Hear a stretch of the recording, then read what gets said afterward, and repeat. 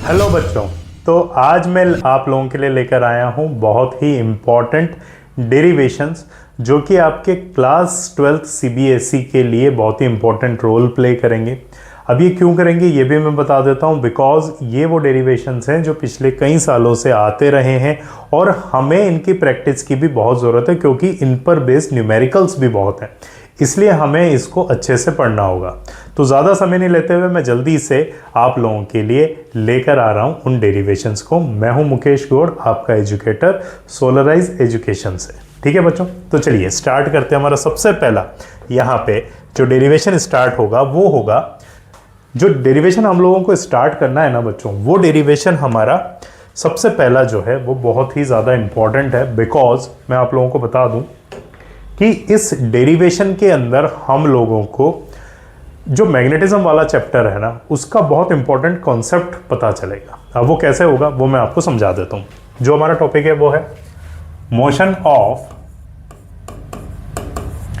Charge particle, motion of charged particle in uniform magnetic field. कौन सा है बच्चों वो? Motion of charge particle in uniform magnetic field. अब ये जो टॉपिक है ना बच्चों, ये बहुत इंपॉर्टेंट है क्योंकि इसमें न्यूमेरिकल्स भी आते हैं। अब सबसे पहले हम लोग बात कर लेते हैं कि हमारा यूनिफॉर्म मैग्नेटिक फील्ड और नॉन यूनिफॉर्म मैग्नेटिक फील्ड में डिफरेंस क्या है। जब मैं यूनिफॉर्म मैग्नेटिक फील्ड की बात करता हूँ तो वो कुछ इस तरीके से बनता है। उसके अंदर जो लाइन्स होंगी, मैग्नेटिक फील्ड लाइन्स, वो पैरेलल शो होंगी और हर एक डिस्टेंस पर मैग्नेटिक फील्ड की स्ट्रेंथ इक्वल होती है। दूसरी बात, उसकी जो डायरेक्शन है, क्योंकि मैग्नेटिक फील्ड क्या है, एक तरह का वेक्टर क्वांटिटी है, तो उसकी डायरेक्शन भी चेंज नहीं होती, उसका मैग्नीट्यूड भी चेंज नहीं होता। तो वो हम किस तरीके से रिप्रेजेंट करते हैं, वो पैरेलल लाइन से आप लोग रिप्रेजेंट करते हैं इस तरीके से। तो इसमें जो मैग्नेटिक फील्ड होगा वो कैसा होगा? यूनिफॉर्म मैग्नेटिक फील्ड होगा। कैसा होगा बच्चों? वो यूनिफॉर्म मैग्नेटिक फील्ड होगा। और वहीं पे अगर आप लोगों से कहा जाए कि sir non uniform magnetic field को बनाइए, तो नॉन यूनिफॉर्म मैग्नेटिक फील्ड कुछ ऐसा दिखेगा। इसके अंदर जो सेपरेशन है ना बच्चों, वो भी चेंज होता हुआ नजर आएगा। इनके बीच का लाइंस का डायरेक्शन भी कंटिन्यूसली चेंज होती हुई आएगी। यहाँ पे जैसे इनके बीच में ये सब पैरेलल था, इक्वल सेपरेशन था, यहाँ सेपरेशन इक्वल नहीं है, यहाँ पे सेपरेशन कम है, आगे जाके सेपरेशन क्या हो रहा है? बढ़ रहा है। तो सेपरेशन भी यहाँ पर चेंज हो रहा है और डायरेक्शन तो कंटिन्यूसली चेंज हो ही रही है, हम लोग जानते हैं मैग्नेटिक फील्ड लाइंस में। तो ऐसा जो मैग्नेटिक फील्ड है वो कौन सा होता है? वो हमारा नॉन यूनिफॉर्म होता है। कैसा होता है बच्चों? वो नॉन यूनिफॉर्म नेचर का मैग्नेटिक फील्ड होता है। तो यहाँ तो हमें ये बात अच्छे से समझ में आ गई कि यूनिफॉर्म मैग्नेटिक फील्ड कैसा होता है और नॉन यूनिफॉर्म मैग्नेटिक फील्ड कैसा होता है। ठीक है बच्चों, तो अब फर्दर हम मूव करते हैं हमारे उस टॉपिक पे जो भी हमने यहाँ पे डाला है। अब किसी भी चार्ज पार्टिकल का जो मोशन हो रहा है वो यूनिफॉर्म नेचर के मैग्नेटिक फील्ड में हो रहा है। अब मैं मैग्नेटिक फील्ड यहाँ पर ड्रॉ करता हूँ। मैं यहाँ पर जो प्रेजेंटेशन कर रहा हूँ मैग्नेटिक फील्ड का, वो इनटू द पेज करूँगा बच्चों, यानी कि अंदर की तरफ जाते हुए मैग्नेटिक फील्ड को मैं यहाँ पे आप लोगों के लिए शो करूँगा।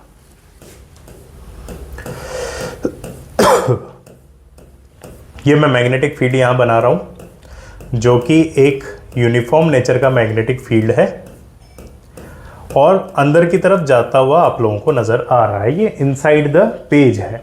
अब इसमें कोई चार्ज पार्टिकल अंदर एंट्री कर रहा है। मैं चार्ज पार्टिकल यहाँ बना रहा हूँ। लेट सपोज मैं यहाँ पे पॉजिटिव चार्ज लेता हूँ। कैसा लेता हूँ बच्चों? Positive charge. अब ये पॉजिटिव चार्ज इसमें अंदर एंट्री कर रहा है v वेलोसिटी से, और ये जो मैग्नेटिक फील्ड है इसका मैग्नेटिक फील्ड हमें b वेक्टर दे रखा है। तो ऐसी सिचुएशन में जब आप इस पर फोर्स कैलकुलेट करोगे तो उसका जो फॉर्मूला है वो हम सब लोगों को पता है। वो हमारा फॉर्मूला है F = Q v vector cross b vector. इस फॉर्मूले से हम लोग यहाँ पे इस फोर्स को कैलकुलेट करते हैं, F = QV क्रॉस b से। ठीक है ना बच्चों? अब जरा देख रहे हैं आप कि मैग्नेटिक फील्ड अंदर की तरफ जा रहा था, उसमें चार्ज ऐसा एंट्री किया। तो सबसे पहला हमारा काम होता है कि हम यहाँ पे उसका डायरेक्शन कैलकुलेट करें कि हमारा जो मैग्नेटिक फील्ड है उसका डायरेक्शन है क्या। तो मैग्नेटिक फील्ड का डायरेक्शन हम लोग यहाँ पर क्रॉस प्रोडक्ट से कैलकुलेट कर सकते हैं, यानी कि v क्रॉस b से हम लोग यहाँ पर इसको कैलकुलेट कर सकते हैं। अब v क्रॉस b में जो पहला वेक्टर है वो है v वेक्टर और दूसरा वेक्टर मेरा क्या है? b vector. ये दो हमारे पास में यहाँ पे वेक्टर्स हैं। तो पहले वेक्टर की डायरेक्शन में हमें रखनी होती है हमारे राइट हैंड की फिंगर्स। तो हमने इसको रखा इधर की तरफ, ये पहले की तरफ, तो यहां मैंने वेलोसिटी को रखा। मैग्नेटिक फील्ड अंदर की तरफ जा रहा है तो वेलोसिटी इधर है, मैग्नेटिक फील्ड अंदर की तरफ है, पहले वेक्टर की तरफ मैंने फिंगर्स को रखा है और मैं हमारा जो पाम है वो वहां रखूंगा जहां पर मेरा मैग्नेटिक फील्ड जा रहा है, यानी कि सेकंड वेक्टर जा रहा है। और हमारी फिंगर्स को हम कर्ल करेंगे, हमारी फिंगर्स कुछ इस तरीके से कर्ल होगी। तो मैग्नेटिक फील्ड अंदर की तरफ है तो अंदर की तरफ मैंने फिंगर्स को कर्ल किया, तो मेरा जो थंब है वो कहाँ आया बच्चों, वो ऊपर की तरफ आया।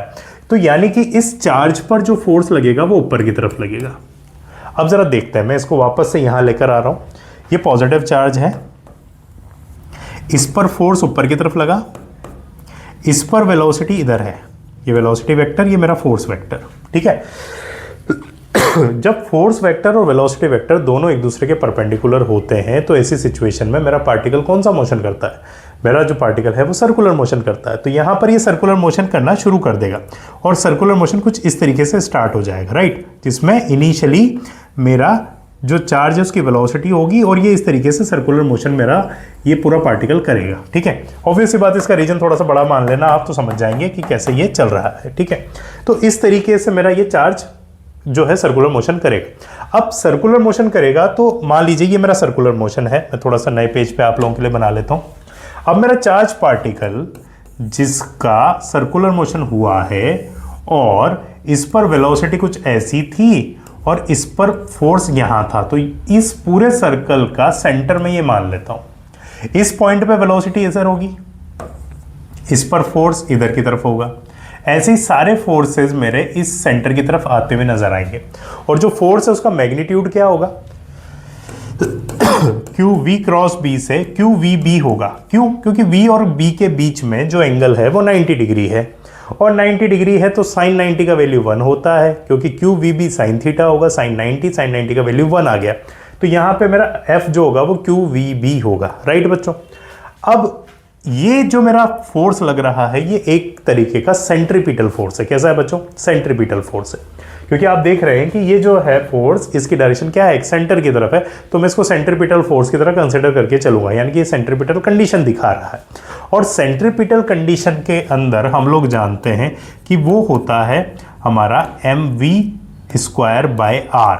जो मेरी सेंट्रीपिटल कंडीशन है वो क्या होती है, mv²/r होती है। हमने f रख दिया यहाँ पे QVB और ये हो गया मेरा mv²/r, ठीक है बच्चों। अब फर्दर मैं अगर इसको देखूं तो ये दोनों को मैं इक्वल करता हूं। इक्वल करने के पीछे, क्योंकि ये मेरा एक तरह का सेंट्रीपिटल फोर्स है, तो मैंने QVB को इक्वल कर दिया mv²/r के। v से v मेरा गया, तो यहाँ पे अगर मैं रेडियस निकालता हूँ, जो इस सर्कल की रेडियस होगी, यानी कि ये वाली जो रेडियस होगी, अगर मैं इसको कैलकुलेट करता हूँ तो ये रेडियस मेरी निकल के कितनी आती है, mv/qb। ये मेरी रेडियस क्या निकल के आ रही है बच्चों, mv/qb मेरी रेडियस यहाँ पे निकल के आ रही है। अब मैं आगे बढ़ता हूँ। मैंने क्या किया, रेडियस मैंने कैलकुलेट कर दी इस सर्कल की, जिस सर्कल के अंदर मेरा पार्टिकल घूम रहा है, यहाँ पर मैंने इस रेडियस को कैलकुलेट कर दिया, जो कि आ गया mv/qb, राइट। अब अगर मैं टाइम पीरियड कैलकुलेट करता हूँ तो टाइम पीरियड क्या होगा बच्चों, अच्छा ये सर्कल पूरा जब कंप्लीट करेगा तो ऐसी सिचुएशन में ये पूरा जो रेडियस होगा ना बच्चों, ये रेडियस, इसकी जो पूरा सर्कमफ्रेंस है उसका डिस्टेंस अगर कैलकुलेट करेगा तो वो कितना आएगा बच्चों, 2πr आएगा। और कितनी वेलोसिटी से निकाल रहा है ये, v वेलोसिटी से ये कैलकुलेट कर रहा है या v स्पीड से कैलकुलेट कर रहा है। जो टाइम पीरियड आप कैलकुलेट करोगे तो टाइम पीरियड आ गया मेरा 2πr/v, ये मेरा टाइम पीरियड आ गया। अब r में क्या रखूंगा, यहाँ पर रेडियस का वैल्यू पुट कर दूंगा, तो r का वैल्यू जैसे ही पुट करूंगा तो t क्या आ गया बच्चों मेरा 2π, r मैंने पुट किया mv/qb, नीचे ये वेलोसिटी v, तो ये v से v गया, तो मेरा जो टाइम पीरियड निकल के आया वो क्या आया बच्चों, 2πm/qb। तो यहां से मुझे बहुत इंपॉर्टेंट बात समझ में आई। क्या समझ में आई? कि सर यहां पे जो मेरा टाइम पीरियड है ना, ये जो मेरा टाइम पीरियड है ना, ये इंडिपेंडेंट ऑफ वेलोसिटी है। ये क्या है, इंडिपेंडेंट ऑफ वेलोसिटी या स्पीड है, ये जो टाइम पीरियड है। अब यहीं पे आप सोच सकते हैं कि सर आप हमें ऐसी कंडीशन बताओ, ये तो आपने अभी जो कंडीशन बताई है इसके अंदर जो वेलोसिटी वेक्टर है और जो मैग्नेटिक फील्ड वेक्टर है दोनों एक दूसरे के परपेंडिकुलर है। क्या कोई ऐसी कंडीशन है जिसके अंदर वेलोसिटी वेक्टर और मैग्नेटिक फील्ड वेक्टर दोनों एक दूसरे के परपेंडिकुलर ना हो? यानी कि अगर ये दोनों एक दूसरे के परपेंडिकुलर नहीं है, यानी कि किसी एंगल पर है, और उस एंगल पे अगर मैं कैलकुलेट करूंगा तो कैसे करूंगा? तो ज़रा देखते हैं, नई कंडीशन में बना रहा हूं। इस नई कंडीशन के अंदर वेलोसिटी वेक्टर कुछ इधर है, जो वेलोसिटी वेक्टर है वो क्या है, इधर की तरफ है, और जो मैग्नेटिक फील्ड है बच्चों वो इधर की तरफ जा रहा है, लेट्स सपोज। तो दोनों के बीच में एंगल क्या है, थीटा।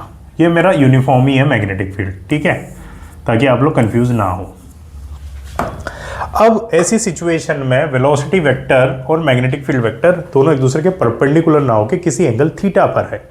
जब ये एंगल थीटा पर है तो ऐसी सिचुएशन में हम इसकी बाकी जो सारे फैक्टर्स अभी हमने कैलकुलेट किया था, लाइक रेडियस हमने कैलकुलेट किया था, और टाइम पीरियड कैलकुलेट किया था, और फोर्स कैलकुलेट किया था। तो यहाँ पे जब वो किसी एंगल पे होंगे तो वो कैसे कैलकुलेट होंगे? एंगल पे होंगे ना बच्चों, तो हम लोग क्या करेंगे, इस वेलोसिटी वेक्टर के दो कंपोनेंट्स निकाल लेंगे, ठीक है। अब वो जो दो कंपोनेंट होंगे उसमें से एक कंपोनेंट तो आएगा अलोंग द मैग्नेटिक फील्ड, और दूसरा कंपोनेंट कहाँ आएगा, perpendicular to the magnetic field. तो एक कंपोनेंट तो मैंने इधर ले लिया जिसको V पैरेलल बोल दिया मैंने, राइट, और एक कंपोनेंट मेरा ऊपर चला गया जिसको मैंने बोल दिया V परपेंडिकुलर। तो दो मेरे यहाँ पर कंपोनेंट्स आ गए इस वेलोसिटी के, ठीक है। अब ये जो पैरेलल वाला वेलोसिटी वेक्टर है ना, ये तो फोर्स के लिए कोई भी कंट्रीब्यूशन नहीं करता। रीजन बिहाइंड कि अगर वेलोसिटी यानी कि जो चार्ज पार्टिकल है उसका मूवमेंट मैग्नेटिक फील्ड के पैरेलल होता है तो वो फोर्स नहीं देता, यानी कि उस पर मैग्नेटिक फोर्स नहीं लगता है। जो परपेंडिकुलर होते हैं वो ही कंट्रीब्यूट करते हैं, राइट। तो जो परपेंडिकुलर होगा वो ही कंट्रीब्यूट करेगा इसमें फोर्स के लिए, ठीक है ना। तो अगर मैं इसी सिचुएशन में रेडियस निकालने लगूंगा तो रेडियस मेरा कैसे निकलेगा? सबसे पहले मैं फोर्स को निकालूंगा तो बच्चों को क्या आएगा, q v B sine theta, right. ये तो मेरा फोर्स है, q v B sine theta. अच्छा, जो यहाँ पे मेरा, क्योंकि मैंने जब सेंट्रीपिटल फोर्स कैलकुलेट किया था तो वो क्या था मेरा, m v square upon r, right. ये मेरा क्या था, m v square upon r था यहाँ पे। तो ऐसी सिचुएशन में जब मैं रेडियस कैलकुलेट करूंगा बच्चों तो मेरी रेडियस क्या आएगी, आर इज इक्वल टू होता है m v upon q B. तो ऑटोमेटिकली यहाँ पे v परपेंडिकुलर वाला यूज हो जाएगा और मेरी रेडियस आ जाएगी m v perpendicular upon q B. तो इस तरीके से मैं रेडियस कैलकुलेट कर लूंगा। जब मैं टाइम पीरियड कैलकुलेट करने जाऊंगा तो यहाँ पे कंडीशन क्या बनेगी देखते हैं, क्योंकि मेरा जो टाइम पीरियड होता है वो होता है 2 पाई आर अपॉन वी, राइट। और v भी कौन सा वाला, ये वही परपेंडिकुलर वाला होगा, तो यहाँ पर ये भी परपेंडिकुलर ही होगा। तो जब मैं 2 पाई r की जगह m v perpendicular upon q B into v perpendicular करूंगा ना तो ये तो दोनों कट जाएंगे। तो यहाँ पे ये जो टाइम पीरियड आएगा ना ये स्टिल इंडिपेंडेंट ऑफ वेलोसिटी ही आएगा। तो ऐसी कंडीशन में भी मेरे वेलोसिटी वेक्टर का कोई भी कंट्रीब्यूशन टाइम पीरियड में नहीं होगा। अब यहाँ पे एक नई चीज मैं कैलकुलेट करूंगा जिसको बोलूंगा मैं पिच। और पिच भी किसका, इसका जो हेलिक्स पाथ बन रहा है। अब हेलिक्स पाथ क्यों बन रहा है, जब ये केवल परपेंडिकुलर होता वेलोसिटी वेक्टर तो ये सर्कुलर मोशन ही करता, लेकिन इसके पास में एक कंपोनेंट है पैरेलल डायरेक्शन में, यानी कि अलोंग द मैग्नेटिक फील्ड। तो वो पहले तो ऐसे ही चलता, लेकिन अब इस कंपोनेंट की वजह से वो आगे भी बढ़ता जाएगा। तो वो एक तरह का हेलिक्स पाथ या स्पाइरल पाथ करता हुआ जाएगा, जिसमें इस हेलिक्स पाथ में आपके बनेंगे पिच। और ये पिच क्या होते हैं, ये distance, this distance is known as pitch, जिसको हम पी से डिनोट करते हैं। क्या होता है बच्चों, पिच होता है। और ये पिच कैसे कैलकुलेट होगा, ये पिच कैलकुलेट होगा टाइम पीरियड, क्योंकि एक सर्कल पूरा करने में उसको जो टाइम पीरियड लग रहा है वो ये है 2 pi m upon q B. तो पिच का वैल्यू जो आप निकालोगे वो होगा मेरा time period into v parallel. वो क्या हो जाएगा, time period into v parallel. तो टाइम पीरियड तो मेरे पास में है ही 2 pi m upon q B, और इसको मैं मल्टीप्लाई कर दूंगा वी पैरेलल से। तो इस तरीके से मेरा यहाँ पर बच्चों क्या निकल के आ जाएगा, पिच कैलकुलेट होके नजर आ जाएगा। तो ये मेरा डेरिवेशन यहाँ कंप्लीट हो गया, जो कि इंपॉर्टेंट भी है और इस पर बहुत सारे न्यूमेरिकल्स भी आते हैं। तो आप यहाँ से उन न्यूमेरिकल्स को भी प्रैक्टिस इजीली कर सकते हो बच्चों। तो ये बन गया मेरा यहाँ पे पहला मेरा डेरिवेशन। चलिए मूव करते हैं इसी चैप्टर के दूसरे डेरिवेशन पे। अब ये जो दूसरा डेरिवेशन है ना, ये भी बहुत इंपॉर्टेंट है और ये तो काफ़ी ज़्यादा शॉर्ट है। रीज़न बिहाइंड, क्योंकि ये पिछले सालों में भी पूछा गया है और इस बार भी इसके आने के चांसेस बहुत ज़्यादा है, वो है मेरा force on parallel conductors. Force on parallel conductors, और कंडक्टर्स भी कौन से? Current carrying. ये बात ध्यान रखिएगा, ये भी कौन से वाले? Current carrying. Force on current carrying conductors. तो करंट कैरिंग कंडक्टर्स की यहां पर बात होगी बच्चों, ठीक है। अब जरा देखते हैं, दो मैंने यहां पे कंडक्टर्स ले लिए और दोनों के अंदर मैंने करंट्स बना ली, और करंट्स मैंने यहाँ पे सेम डायरेक्शन में रखी है। एक आप देखेंगे I1 और दूसरी I2, और दोनों की डायरेक्शन क्या है बच्चों? सेम है। यानी कि I1 अगर ऊपर जा रहा है तो I2 भी कहाँ जा रहा होगा? ऊपर जा रहा होगा। तो ये मेरे पैरेलल कंडक्टर्स हैं। अब ये दोनों एक दूसरे पर फोर्स एक्सपीरियंस करेंगे। अब वो फोर्स मैं कैसे कैलकुलेट करूँ? क्या वो कंडीशन है जिससे मैं इस फोर्स को कैलकुलेट कर सकता हूँ? आइए देखते हैं। तो सबसे पहले बच्चों इसके लिए मुझे मैग्नेटिक फील्ड्स निकालने होंगे पर्टिकुलर किसी भी वायर के, ठीक है ना। तो मैं सबसे पहले यहाँ पे बात कर लेता हूँ मेरा पहला I1 वायर। जो करंट है मैं उसी नाम पे इन वायर्स के नाम रखता हूँ। तो ये मेरा I1 वायर है और ये मेरा क्या है? I2 वायर है। तो सबसे पहले I1 वायर की वजह से जो मैग्नेटिक फील्ड है ना उसको देखते हैं।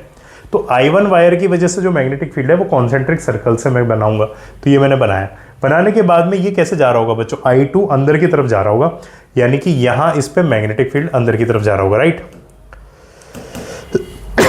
ये मैग्नेटिक फील्ड कैसे जा रहा होगा? अंदर की तरफ जा रहा होगा। तो I2 में करंट ऊपर, और उस पर जो एक्सटर्नल मैग्नेटिक फील्ड है वो एक्सटर्नल क्यों है? वो इसकी वजह से मिला, I1 की वजह से, तो वो अंदर की तरफ है। उसी तरीके से इस I2 की वजह से मैग्नेटिक फील्ड क्या होगा यहाँ पे? बाहर की तरफ। देखो ये ऐसे, तो ये बाहर की तरफ आ रहा है। तो इस पर जो मैग्नेटिक फील्ड बना वो क्या आया बच्चों? बाहर की तरफ। तो ये इसका एक्सटर्नल है I1 के लिए, क्योंकि ये किससे मिला? I2 की वजह से मिला। और ये वाला क्या है? ये एक्सटर्नल है क्योंकि वो किसकी वजह से मिला? I1 की वजह से।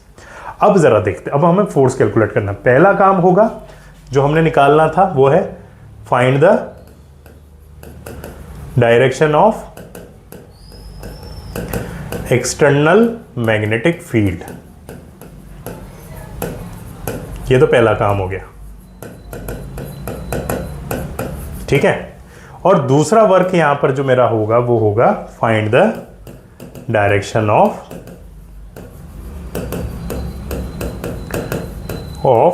फोर्स। ये दूसरा वर्क होगा मेरा, find the direction of force. तो फोर्स अब निकालते हैं। जरा देखो, पहले I1 पे ध्यान देंगे, I2 पे नहीं ध्यान देंगे, I1 पे। I1 में करंट ऊपर की तरफ है और इस पर एक्सटर्नल मैग्नेटिक फील्ड बाहर की तरफ है। तो इस पर फोर्स कैसे लगेगा? देखो जरा, ये मैंने जिधर भी मेरा यहाँ पे करंट जा रहा है उस डायरेक्शन में राइट जो हमारा हैंड है उसकी फिंगर्स रख दी, तो ये ऊपर की तरफ गई। इस पर मैग्नेटिक फील्ड बाहर की तरफ है, तो मैंने पाम उधर कर दिया जिधर बाहर होगा। तो इस पर फोर्स किधर लगा? ऐसे, इधर की तरफ। तो इस पर फोर्स कहाँ लगेगा बच्चों? इस डायरेक्शन में फोर्स लगेगा। उसी तरीके से I2 को सोचते हैं। I2 पे एक्सटर्नल है अंदर की तरफ, मैग्नेटिक फील्ड जो है वो कहाँ है? अंदर की तरफ, और करंट कहाँ है? ऊपर की तरफ। तो ऐसी सिचुएशन में कुछ ऐसे रखना पड़ेगा हमें, पाम उधर होगा, ठीक है, और करंट जाए वहाँ उस डायरेक्शन में। मैंने फिंगर्स को रख दिया, इसको कर्ल किया, तो इस पर फोर्स कहाँ है? इधर की तरफ, यानी इस पर फोर्स लगेगा ऐसे। तो पहला वाला वायर इधर की तरफ अट्रैक्ट हो रहा है, दूसरा वाला वायर उधर की तरफ अट्रैक्ट हो रहा है, तो दोनों एक दूसरे को क्या कर रहे हैं? अट्रैक्ट कर रहे हैं। तो हमें एक चीज यहाँ पर बहुत इंपॉर्टेंट पता चली बच्चों, वो क्या पता चली कि भाई अगर wires currents are in same direction, if currents are in same direction, wires attracts। Wire क्या करते हैं? अट्रैक्ट करते हैं एक दूसरे को, ठीक है। वहीं पे अगर ये दोनों एक दूसरे के ऑपोजिट होती, ये पहली करंट I1 होती, दूसरी करंट होती I2, तो यहां क्या होता? यहां क्या होता बच्चों? इसी सिचुएशन में जरा देखो, इसका जो मैग्नेटिक फील्ड बनता है वो अंदर की तरफ बनता है। यहाँ पे I1 पे कैसे बनता है? वो अंदर की तरफ क्रॉस, और इस I1 की वजह से इस पर कहाँ बनता? वो क्रॉस बनता। अब जरा देखो, पहले पर क्रॉस है तो इस पर फोर्स कहाँ लगेगा? इधर की तरफ, फोर्स ये लगा। इस पर अंदर की तरफ है तो फोर्स कहाँ लगा, उधर की तरफ, तो ये इधर लगा। तो हमें क्या पता चला भाई, अगर दोनों करंट्स एक दूसरे के ऑपोजिट डायरेक्शन है ना, तो फिर वायर्स क्या करते हैं, रिपेल। वायर क्या करते हैं यहाँ पे, रिपेल करते हैं। तो वायर्स यहाँ पे अट्रैक्ट करते हैं और यहाँ पे वायर्स क्या करते हैं, रिपेल करते हैं।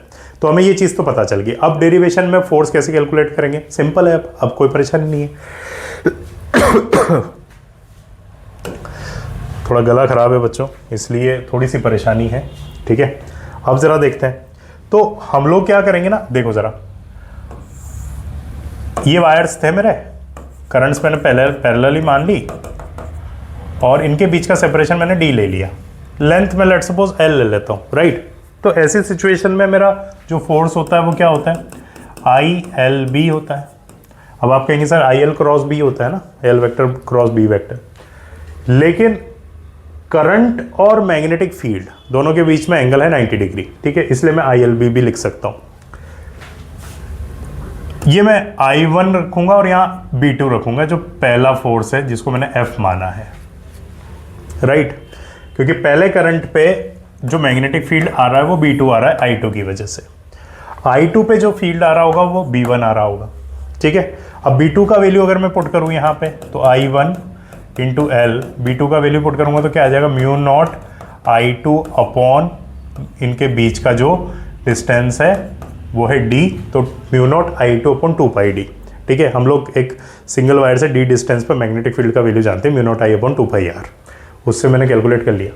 तो मैं यहाँ से जब फोर्स पर यूनिट लेंथ निकालूंगा तो वो क्या आएगी, mu naught I1 I2 upon 2 पाई d। अब आप कह रहे होंगे सर दूसरे वाले से निकाल के भी बताओ, क्या सेम ही आता है क्या, बिल्कुल बच्चों सेम आता है। देखो F इज इक्वल्स टू रखूंगा मैं I2 L B1 और B1 का वैल्यू क्या पुट करूंगा मैं, म्यू नॉट I1 अपॉन 2 पाई d। तो आप देखेंगे यहाँ से भी वही फॉर्मूला आया है जो ये वाला आया है। तो ये मेरी फोर्स पर यूनिट लेंथ से मैं कैलकुलेट करता हूँ। यहाँ पर मेरा जो फॉर्मूला है mu naught I1 I2 upon 2 पाई d। तो इस तरीके से बच्चों हमने दो तरह के डेरिवेशंस आज मैग्नेटिक फील्ड चैप्टर से कंप्लीट किए। पहला मेरा था जिसमें मैं वायर का जिसमें मैं चार्ज पार्टिकल्स का मोशन बता रहा था, और जो दूसरा है मेरा वो है पैरेलल वायर्स के बीच में जो फोर्स है और करंट कैरिंग वायर्स के बीच में जो फोर्स है उसको मैंने यहाँ पर कैलकुलेट किया। होपफुली आपको ये दोनों डेरिवेशन समझ में आए होंगे, बहुत इंपॉर्टेंट है, इस पे न्यूमेरिकल्स भी बनते हैं। आप इनकी अच्छे से प्रैक्टिस कर लीजिए बच्चों, क्योंकि अगर आप इनको प्रैक्टिस करेंगे तो ये आपके इस एग्ज़ाम पे जो आपका अभी 12th बोर्ड का एग्ज़ाम है उसमें बेनिफिशियल होगा बच्चों, और फर्दर भी आगे भी आपके बहुत काम आएगा ये। तो इसको जल्दी से प्रैक्टिस कर लीजिए। मेरे इस लेक्चर को सुनने के बाद में अगर आपको लेक्चर समझ में आया हो, अच्छा लगा हो, तो मेरे इस चैनल को आप सब्सक्राइब कीजिए। It's very important for me, आप इस चैनल को सब्सक्राइब कीजिए ताकि मैं आप जैसे बहुत सारे बच्चों को इसमें पढ़ा सकूं। थैंक यू सो मच बच्चों।